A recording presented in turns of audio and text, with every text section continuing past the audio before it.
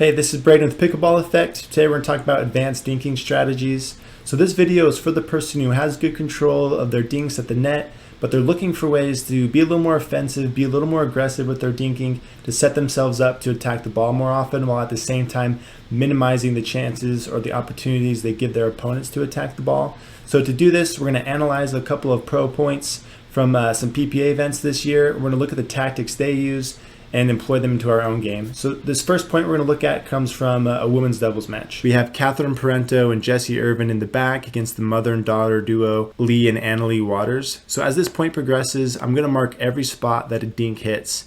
The circles represent dinks that bounce and the arrows represent volley dinks. So let's watch this.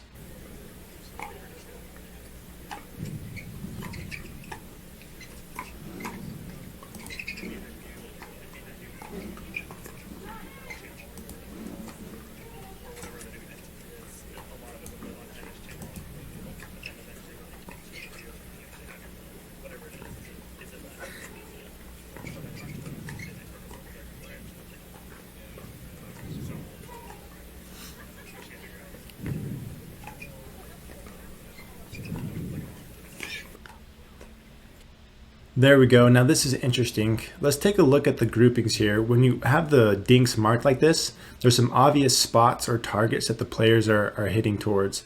So both sides are hitting towards the inside feet of each other and the outside edges of the court. They're doing this for a couple of reasons. One, they're trying to make each other move to create space for an attack. And two, if you can make your opponent take a dink while they're off balance, then it's hard for them to attack it and they may pop it up for you. And another thing I want to point out is the depth of these dinks. So it's a common thought that an unattackable dink is shallow and soft, and I want to challenge that thinking. A number of the dinks in this rally are near or past the kitchen line. If there's space available, it's good to hit your dinks deeper and flatter into this pressurized zone that is at or near the kitchen line. So these pressurized or aggressive dinks are difficult for the receiving team to handle and to attack themselves. It forces your opponent to take a step back or to hit a volley dink, which is harder to control than a dink off the bounce. The lesson here is to look for opportunities to hit it deeper and flatter to put pressure on the other team. So let's watch the ending of this point again to see how the Team Waters finish it off. So Team Waters hit the inside foot of Irvin a couple of times, and Parento shifted towards the middle to take a couple of the balls, but didn't move back to her spot. Lee saw this and pushed Parento out wide to hit an off-balance dink that she popped up for Annalie to finish. So the two takeaways I want to get from this video is the importance of moving your dinks around and putting pressure on your opponents by purposely adding depth to your dinks when appropriate. So let's look at and analyze one more point. So this point is also from a 2022 PPA event. We have the Johns brothers in the back against Matt Wright and Riley Newman. So I'm going to do the same thing as last time and mark each spot that a dink hits. The circles represent the bounces and the arrows represent dink volleys.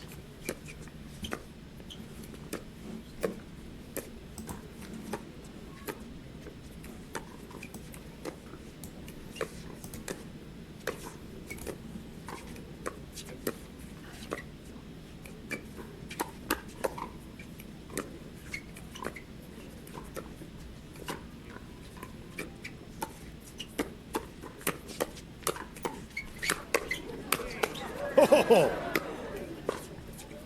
are you serious? Oh. So again, we see very similar groupings as the point before. The inside feet and the outside edges of the court are common targets. There were more volley dinks in this rally, which means the depth of the dinks were in that pressurized area that we were talking about earlier, which forces players to take dinks out of the air. Proving again that an unattackable dink doesn't necessarily have to be soft and shallow, it just has to be something that you can't attack. So let's look at the end of this point like we did the other. Ben hits a dink outside to Matt's backhand and then hits a pressurized dink to that same spot as Matt is shifting back, which made Matt take an off-balance volley dink that set up an attack for Colin, which they eventually finished. So in conclusion, the takeaways are to be intentional with your dink targets, to move your opponents around and apply pressure by adding depth to your dinks when you see space.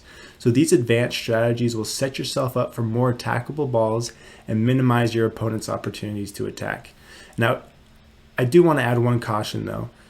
Don't just hit deeper dinks to that pressurized zone for the sake of hitting deeper dinks. There has to be some space there, or the player has to be shifting in order for that pressurized ball to be unattackable. If you just hit it deeper straight at them, they're going to pounce on it and attack it. So you have to be a little selective with those pressurized dinks, but you'll get a hang of it as you practice.